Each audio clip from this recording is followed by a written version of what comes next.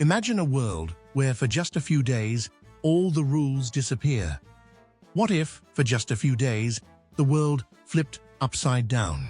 The rich and powerful lose their status, masked strangers take over the streets, and entire cities erupt in music, color, and excess.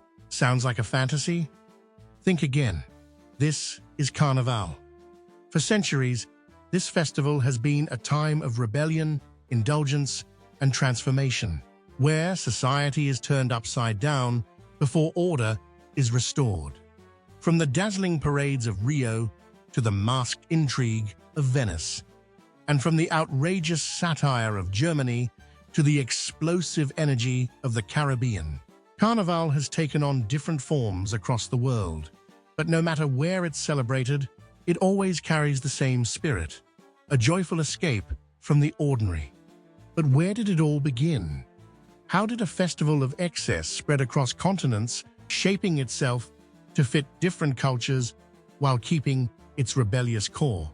Today on Armchair Archaeology, we're diving into the fascinating history of Carnaval, from its pagan and medieval origins to its modern-day extravagance. And stick around until the end, because we'll uncover one of Carnaval's strangest traditions, a festival so chaotic that an entire Italian town transforms into a battlefield, armed with 500,000 kilograms of oranges. Before we uncover the ancient origins of Carnival, make sure to subscribe to Armchair Archaeology. We bring history to life with deep dives into lost civilizations, forgotten technologies, and incredible traditions. Hit that bell so you never miss an episode. Why do people love festivals of excess? Maybe it's because, deep down, we all crave a break from the rules, a moment where chaos is allowed to take over before life returns to normal. And that's exactly what Carnival has always been. Long before Rio's samba parades or Venice's masked balls, ancient civilizations were already celebrating wild festivals of indulgence, role reversals, and unrestrained joy. One of the earliest and most famous examples was Saturnalia, the Roman festival honoring Saturn, the god of time and renewal. For a few days each year, Roman society turned upside down. Slaves could act like their masters, gambling was temporarily legal, and feasting replaced formal ceremonies. The strict rules of daily life were thrown aside, creating an atmosphere of playful anarchy. This temporary chaos wasn't just fun, it was a necessary release before returning to the rigid structure of Roman society. But Rome wasn't the only place with a festival like this.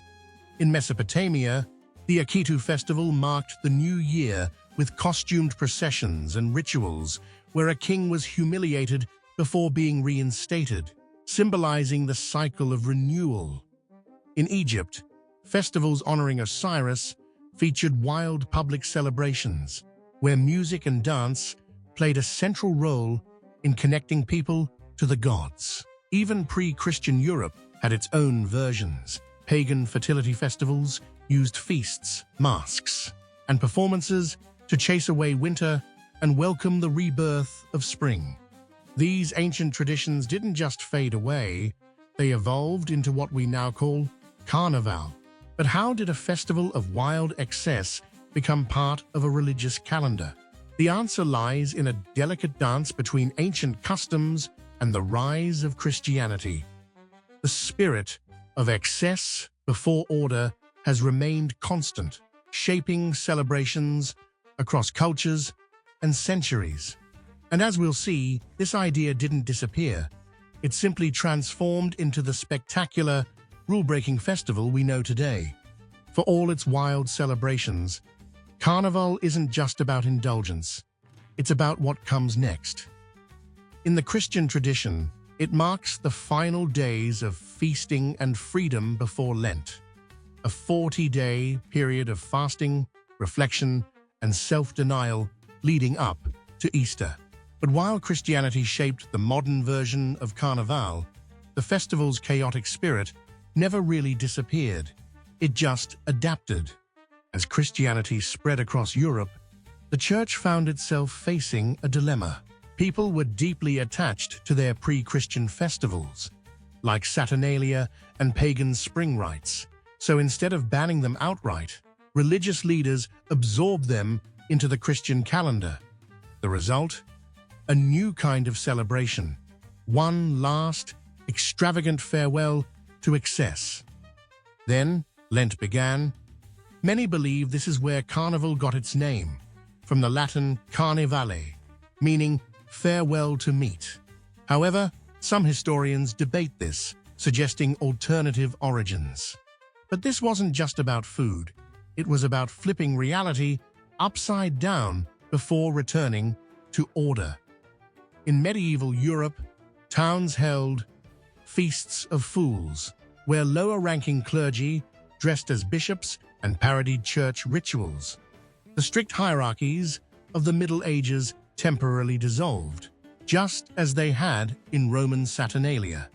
Even members of the clergy participated, sometimes leading masked processions and satirical performances. However, not everyone approved. Church authorities repeatedly tried to control or tone down the excesses of Carnival. Some leaders saw it as dangerously irreverent, while others feared it encouraged sinful behavior. But despite their efforts, the people refused to give it up. Carnival had become a deeply rooted tradition, a time of joy, indulgence, and mischief that no law or decree could erase. And as we'll see, rather than disappearing, Carnival would only grow bolder, louder, and more spectacular as it spread across the world. In most places, Carnaval means wild street parties, parades, and public revelry. But in Venice, it became something entirely different, a world of secrecy, disguise, and social intrigue. For centuries, Venice's Carnevale was a time when the city's rigid social structure dissolved, and masked strangers could move freely through its canals and palaces, indulging in pleasures they wouldn't dare pursue in everyday life. But behind the glittering masks and candlelit balls, secrets lurked in the shadows. Who was dancing beside you? A noble? A spy? A lover? In Venice, for a few nights, no one could tell. The tradition of wearing masks during Venetian Carnaval dates back to at least the 13th century, but by the 1700s, it had become the festival's defining feature. For weeks, nobles and commoners alike could shed their identities, dressing in elaborate disguises to mingle freely without fear of judgment. The strict hierarchy of Venice temporarily vanished, allowing people to flirt, gamble, and even mock political figures without consequence. This anonymity was intoxicating and sometimes dangerous. Venetian authorities became so uneasy about the chaos masks enabled that they repeatedly passed laws restricting their use outside of Carnival. They feared criminals, spies, and even revolutionaries could exploit the anonymity. But despite these attempts at control, the masked revelry continued, attracting visitors from across Europe eager to lose themselves in the spectacle. Speaking of history's hidden secrets, if you love uncovering mysteries, lost technologies, and forgotten civilizations, check out our ebook, Secrets of the Ancient World. It's packed with mind-blowing discoveries, from ancient engineering marvels to unsolved archaeological enigmas. The link is in the pinned comment. One of the most iconic masks was the bauta, a white, expressionless design with a protruding jaw that allowed the wearer to eat and drink without removing it. Perfect for a festival built on indulgence. Other designs, like the long-nosed Medico della Peste, originally worn by plague doctors, took on a theatrical presence during Carnevale, adding to the festival's eerie mystique. Though Venetian Carnevale declined under Austrian rule in the 19th century, it was revived in the 1970s and remains one of the world's most famous carnival celebrations. Even today, stepping into Venice during Carnaval feels like entering another era, one of secrecy, seduction, and grandeur. Imagine 2 million people dancing in the streets, dressed in dazzling costumes, moving to the electrifying beat of samba. Welcome to Rio de Janeiro's Carnaval, the biggest party on Earth. It's not just a party, it's a war of rhythm, color, and passion, where entire neighborhoods spend a year preparing for the ultimate showdown. Every year, this festival turns the city into a non-stop explosion of music, movement, and spectacle. But behind the feathers and floats lies a history that blends European traditions, African rhythms, and indigenous influences into something uniquely Brazilian. It all began in the 17th century, when Portuguese colonists brought Intrudo, a chaotic pre-Lenten festival, to Brazil. Intrudo was wild. People threw water, food, and even mud at each other in street battles. Authorities saw it as too unruly and tried to ban it, but it was far too popular to disappear. Over time, the festival evolved, absorbing influences from indigenous cultures and, most importantly, Afro-Brazilian traditions brought by enslaved Africans. The biggest transformation came with samba, a rhythm and dance style rooted in African musical traditions. By the early 20th century, samba schools, neighborhood-based performance groups, turned Carnival into a grand spectacle, with massive parades featuring intricate costumes, enormous floats, and perfectly synchronized dance routines. Some of these floats stand over 50 feet tall and require entire teams to operate, blending engineering with performance art. With over 2 million people flooding the streets each day, Rio's Carnival isn't just the biggest pre-Lenten festival, it's the largest street party in the world.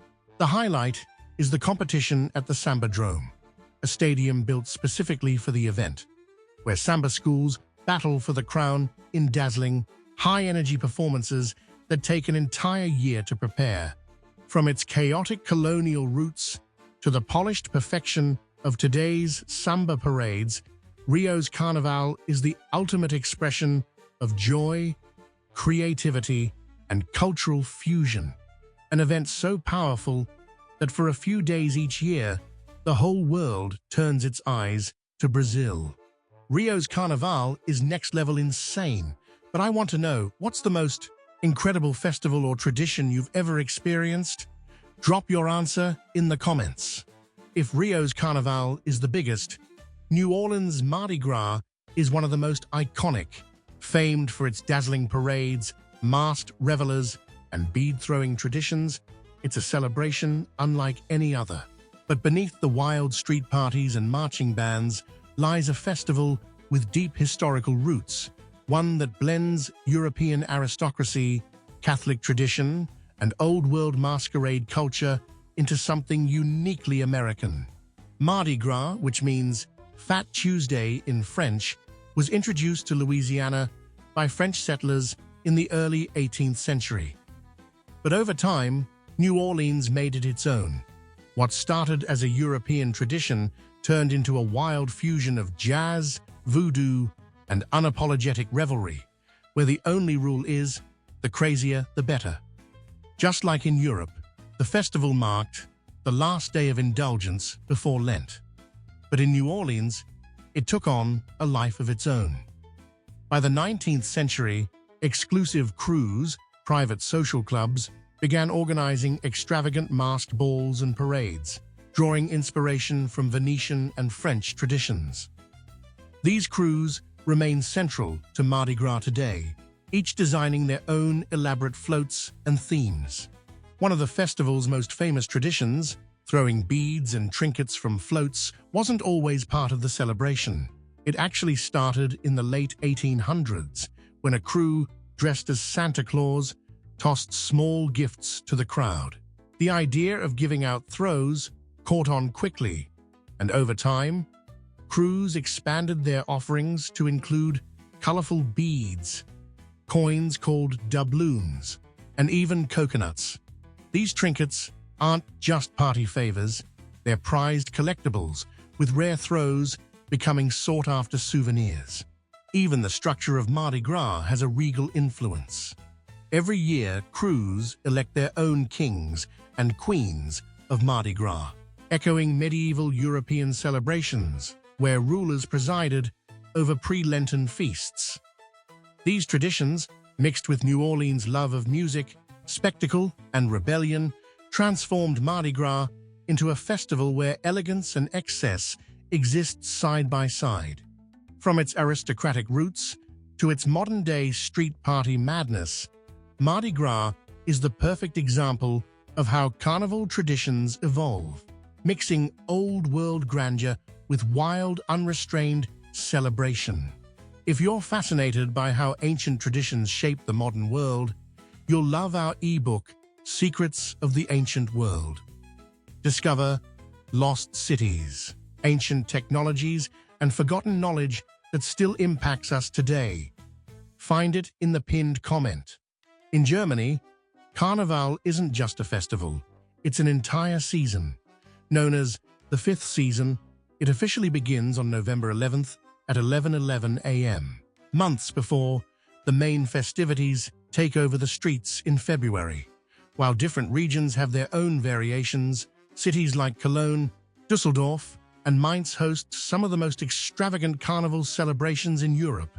Unlike the elegant masquerades of Venice or the samba-fueled parades of Rio, Germany's Carnaval is all about humor, satire, and political mockery.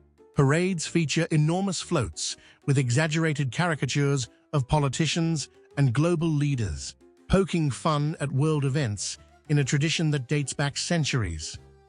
In Cologne, these floats are famous for their bold, often controversial designs. Some are so scathing that they make international headlines. Carnaval is also filled with playful role reversals. One of the most anticipated events is Weiberfastnacht, or Women's Carnival, when women symbolically take over city halls and cut off men's ties with scissors as a cheeky display of power. Meanwhile, on Rosenmontag, Rose Monday, the biggest parade day of Carnival, over 300 tons of candy, chocolates, and small gifts rain down from the floats, turning the streets into a frenzy of costumed revelers scrambling for treats. In Cologne alone, nearly 1 million spectators gather for the parade, waving and chanting the famous Carnaval greeting, Curle Alaf. But Carnaval isn't just about the fun. It's also a cultural institution. Some of its most extravagant floats stretch over 150 feet long, requiring entire teams to maneuver them through the city's narrow streets. Artists and engineers spend months perfecting every detail, proving that even in a festival of humor and satire, precision and craftsmanship matter. With its mix of wit, tradition, and pure revelry, Germany's Carnaval proves that you don't need tropical weather to throw one of the world's wildest pre-Lenten celebrations. Rio's Carnaval is the biggest, and New Orleans' Mardi Gras is the wildest. But Colombia's Barranquilla Carnaval is one of the most culturally rich and diverse. Recognized by UNESCO as a masterpiece of the oral and intangible heritage of humanity, this festival blends indigenous, African, and Spanish traditions into a 4-day explosion of music, dance, and folklore. The people of Barranquilla have a saying, "Quien lo vive es quien lo goza," those who live it, enjoy it. And once the festivities begin, it's easy to see why. The festival's origins trace back to the colonial era, when enslaved Africans and indigenous communities combined their musical and dance traditions with Spanish Catholic celebrations. Over time, Barranquilla's Carnaval evolved into a spectacle unlike any other in the Americas, with thousands of performers, traditional masks, and theatrical processions filling the streets. One of the festival's most iconic events is La Batalla de Flores, the Battle of Flowers, a parade that kicks off the celebrations with gigantic, flower-covered floats, costumed dancers, and towering puppets known as gigantonas.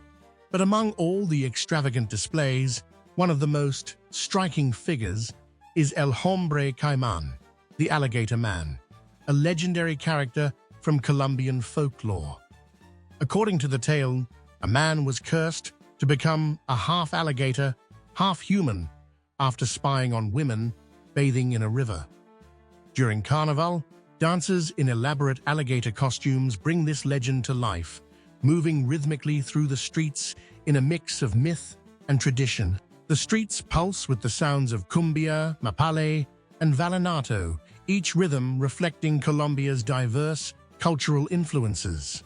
From its elaborate processions to its deep-rooted storytelling, Barranquilla's Carnaval isn't just a party, it's a living expression of Colombia's history, where myth and celebration collide in spectacular fashion.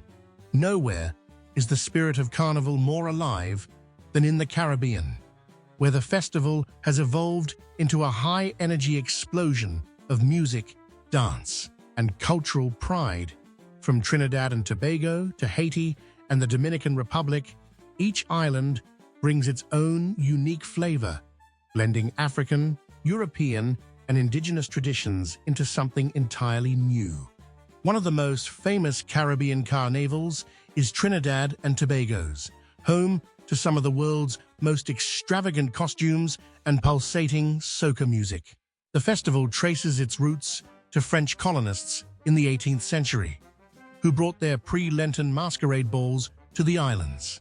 But enslaved Africans, forbidden from attending, created their own parallel celebrations, fusing their drumming, dance, and folklore with European traditions.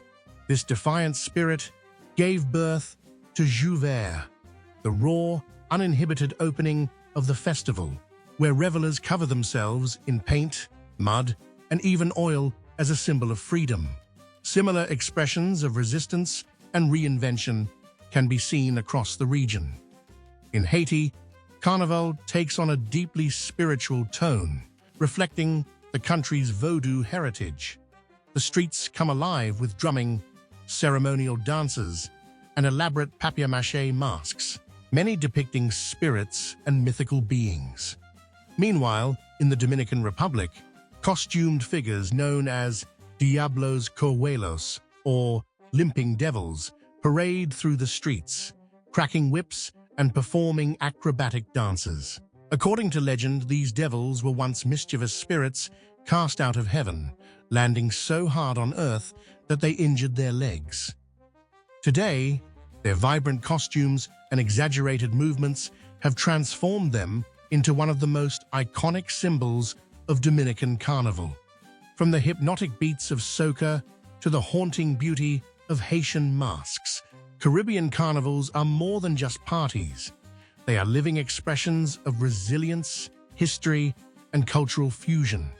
For centuries, Carnival has been a festival of excess, rebellion, and joyful defiance, but not everyone has welcomed it with open arms. Throughout history, whenever Carnival got too wild, too loud, or too free, authorities tried to silence it, but they never could. Across history, governments and religious authorities have banned, censored, or suppressed Carnaval, often seeing it as too wild, too chaotic, or too subversive. Yet every time the festival was outlawed, it found a way to survive.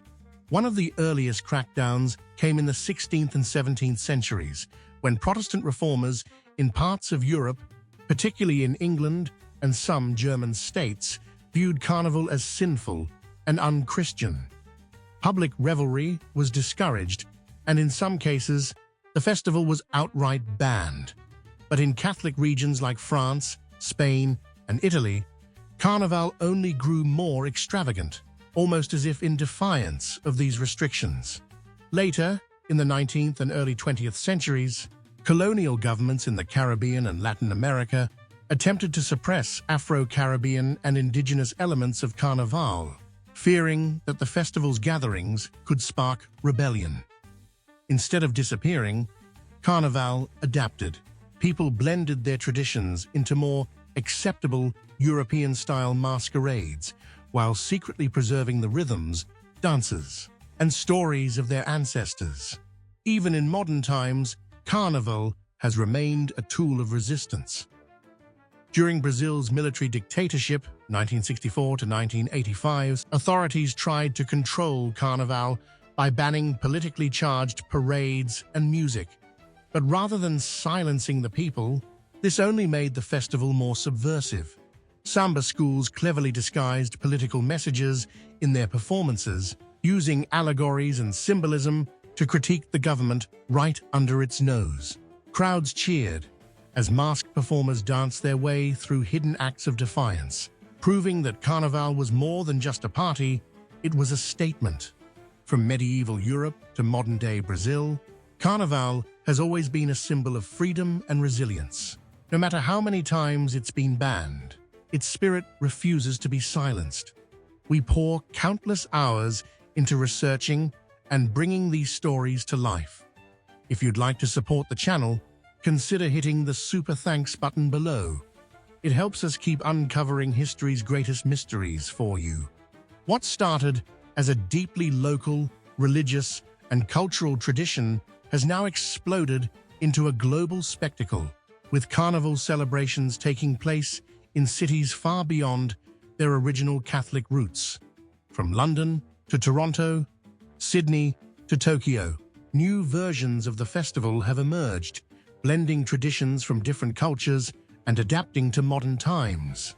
One of the most striking examples is Notting Hill Carnival in London, which began in the 1960s as a way for Caribbean immigrants, particularly from Trinidad and Jamaica, to celebrate their heritage. Originally a small community gathering, it has since grown into Europe's largest street festival, attracting over 2 million people each year. Similarly, Toronto's Caravana was born from Caribbean immigrants bringing their own carnival traditions to Canada, where steel drums and soca beats now fill the streets every summer.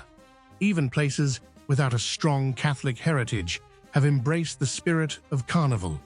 In Germany, cities outside traditional carnival strongholds have adopted their own versions, with Berlin hosting its own alternative parades.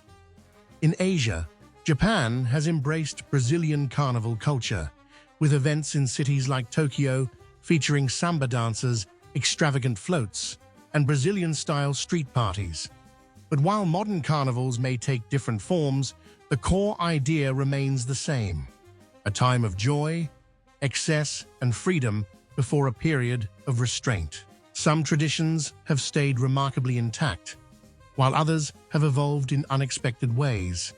In many places, Carnival is no longer tied to Lent at all. It has become a celebration of cultural identity, creativity, and even political expression.